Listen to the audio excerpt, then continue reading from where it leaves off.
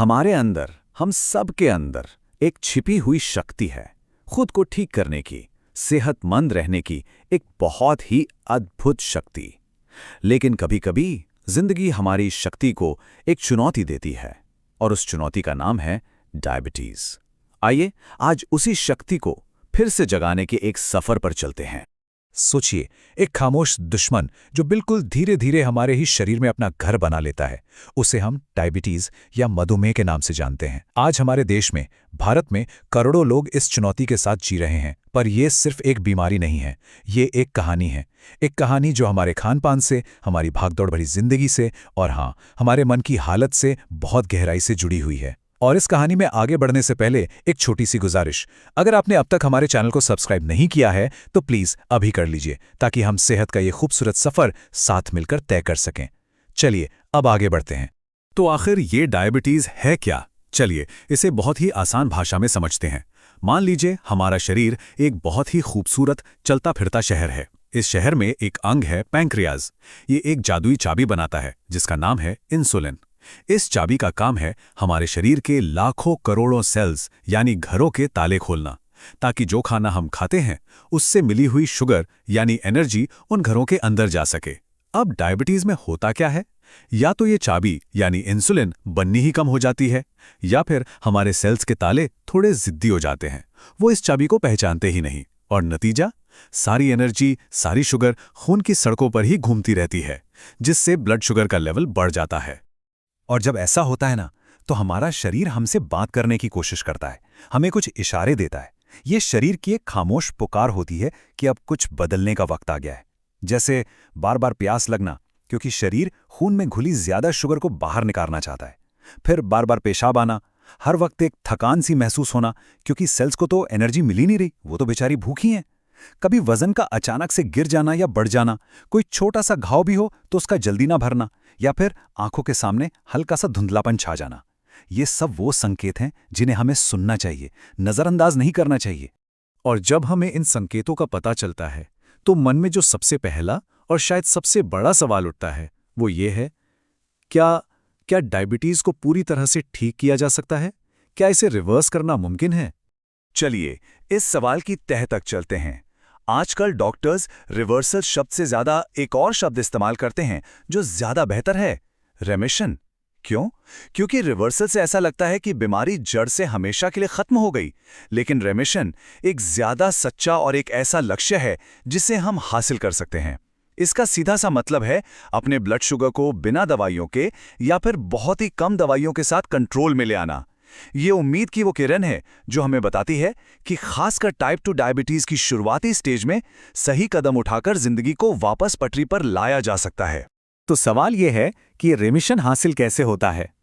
इसका पूरा रास्ता 4 मजबूत खंभों पर यानी पिलर्स पर टिका हुआ है। समझ लीजिए ये एक मजबूत कुर्सी के 4 पाए हैं। एक भी पाया कमजोर हुआ तो संतुलन बिगड़ जाएगा। ये कोई एक जादुई गोली नहीं है, बल्कि जिंदगी को देखने और जीने का एक नया खूबसूरत तरीका है। ये 4 स्तंभ हैं: हमारा आहार, हमारा व्यायाम, हमारी नींद और हमारा स्ट्रेस मैनेजमेंट यानी तनाव को संभालना। इन्हें अलग अलग करके मत देखिए, ये एक टीम की तरह काम करते हैं, सब एक दूसरे से जुड़े हुए हैं, है ना? अगर नींद अच्छी नहीं होगी तो मीठा खाने का मन करेगा, अगर तनाव में होंगे तो एक्सरसाइज करने का दिल ही नहीं करेगा।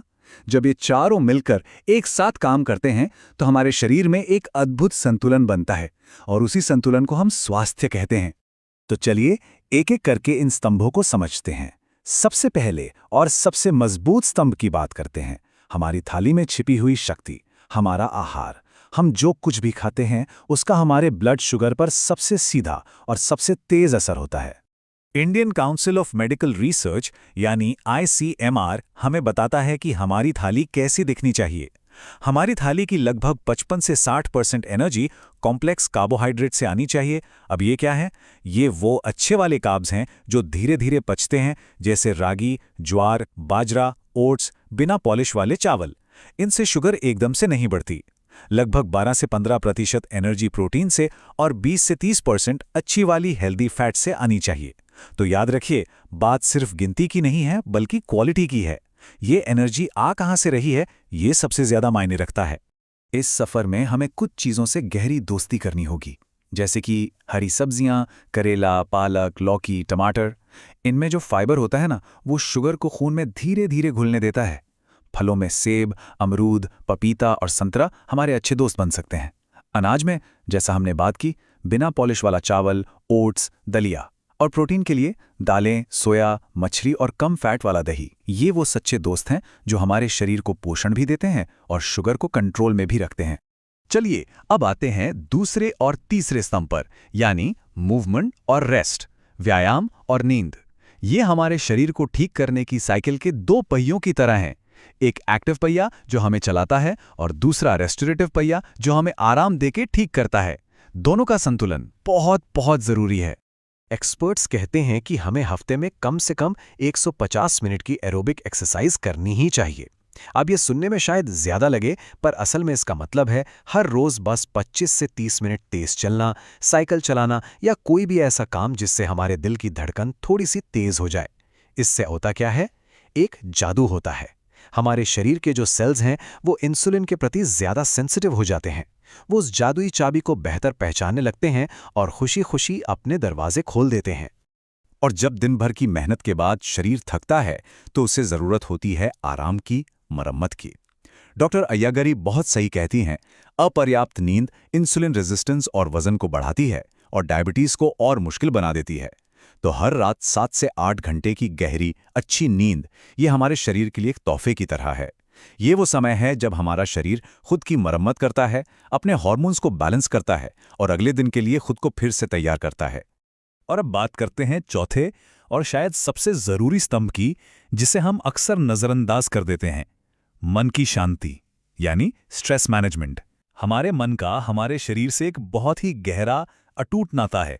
तनाव यानी स्ट्रेस ब्लड शुगर कंट्रोल का सीधा दुश्मन है। क्यों? क्योंकि जब हम तनाव में होते हैं तो हमारा शरीर फाइट या फ्लाइट मोड में चला जाता है। उसे लगता है कि कोई खतरा है, तो वो कॉर्टिसोल जैसे हार्मोन्स छोड़ता है। ये हार्मोन्स क्या करते हैं? ये तुरंत एनर्जी के लिए खून में ढेर सारी शुगर घोल देते हैं, जिससे ब्लड शुगर का लेवल एकदम से बढ़ जाता है। इसीलिए मन को शांत रखना किसी दवा से कम नहीं है। कभी बस कुछ देर अपना पसंदीदा संगीत सुन लीजिए, या बगीचे में पौधों से बात कीजिए, या फिर कुछ नहीं तो बस बैठकर कुछ गहरी गहरी सांसें लीजिए। मन शांत होगा तो शरीर भी शांत रहेगा। लाइफस्टाइल के नए तरीकों के साथ साथ हमारे अपने भारतीय किचन में सदियों पुराना खजाना छिपा हुआ है। वो ज्ञान जो हमारी दादियां और नानियां हमें देती आई हैं। आयुर्वेद का वो अनमोल ज्ञान जो हमें प्रकृति से जोड़ता है। हमारी रसोई किसी दवा खाने से कम नहीं है। सुबह खाली पेट तुलसी के 2-3 पत्ते चबाने से इंसुलिन का फंक्शन बेहतर होता है। रात को भिगोए हुए मेथी दाने सुबह खाने से शुगर का एब्जॉर्प्शन धीमा हो जाता है। अपनी चाय में बस 1 चुटकी दालचीनी डालने से इंसुलिन रेजिस्टेंस कम हो सकता है। करेले का जूस शुगर लेवल को कंट्रोल करता है। और जामुन का फल और उसकी गुठली का पाउडर दोनों ही बहुत फायदेमंद हैं। ये छोटे छोटे नुस्खे प्रकृति का आशीर्वाद ही तो हैं। और जब हम प्राचीन ज्ञान की बात कर ही रहे हैं तो योग को कैसे भूल सकते हैं? योग सिर्फ एक एक्सरसाइज नहीं है। योग का मतलब है जुड़ना। ये मन, शरीर और सांसों का मिलन है। एक ऐसा संगम जो हमें बाहर से नहीं बल्कि अंदर से स्वस्थ बनाता है। ये एक वर्कआउट नहीं, ये एक वर्क इन है। डायबिटीज के लिए कुछ खास आसन तो बहुत ही फायदेमंद है, जैसे कि वक्रासन। जब हम इसे करते हैं तो हमारे पेट के अंगों की धीरे धीरे मालिश होती है, जिससे पैंक्रियास को भी एक अच्छी सी मसाज मिलती है। भुजंगासन तनाव कम करता है और पूरे शरीर में नई ऊर्जा भर देता है। और पवन मुक्तासन हमारे पाचन को सुधारता है और शरीर से टॉक्सिन्स को बाहर निकालने में मदद करता है। ये आसन दिखने में बहुत सरल हैं, पर इनका असर बहुत गहरा होता है। और योग का एक और बहुत ही अहम हिस्सा है प्राणायाम, यानी अपनी सांसों पर नियंत्रण पाना। जब हम अनुलोम विलोम या भ्रामरी प्राणायाम करते हैं तो हमारा पूरा नर्वस सिस्टम एकदम शांत हो जाता है। सांसों की लय मन की उथल पुथल को शांत कर देती है और सारा तनाव धीरे धीरे पिघलने लगता है। और जैसा हमने जाना, तनाव का कम होना ब्लड शुगर के लिए कितना जरूरी है। अच्छा, ये सारी बातें सुनने में शायद थोड़ी मुश्किल लग सकती हैं कि इन सबको एक साथ कैसे करें। तो चलिए एक छोटे से उदाहरण से समझते हैं कि एक दिन में इन सभी सिद्धांतों को हम प्यार से अपनी जिंदगी में कैसे शामिल कर सकते हैं। ये फिटरफ्लाई का एक सैंपल डाइट प्लान है। जरा देखिए, दिन की शुरुआत हो रही है जीरा पानी से, शरीर को धीरे से जगाने के लिए। सुबह नाश्ते में हल्का और पौष्टिक पोहा, फिर 11 बजे के आसपास जब हल्की भूख लगे तो कुछ बादाम और अखरोट। दोपहर के खाने में सलाद, 2 रोटी, सब्जी और दही, एक पूरा बैलेंस्ड भोजन। शाम को एक फल ताकि रात के खाने तक बहुत ज्यादा भूख ना लगे। और रात को बिल्कुल हल्का खाना जैसे दाल, खिचड़ी और सब्जी, ताकि शरीर को इसे पचाने में आसानी हो। ये कोई सजा नहीं है, ये तो शरीर को सही समय पर सही पोषण देने का एक तरीका है। इसमें संतुलन है, स्वाद है और सबसे जरूरी स्वास्थ्य है। एक बात हमेशा याद रखिएगा, ये सफर एक मैराथन की तरह है, कोई 100 मीटर की रेस नहीं। इसमें धैर्य की जरूरत है, अपने लिए प्यार की जरूरत है और खुद के प्रति दया की जरूरत है। कभी कोई दिन बहुत अच्छा जाएगा, कभी शायद उतना अच्छा नहीं, लेकिन जरूरी है बस चलते रहना।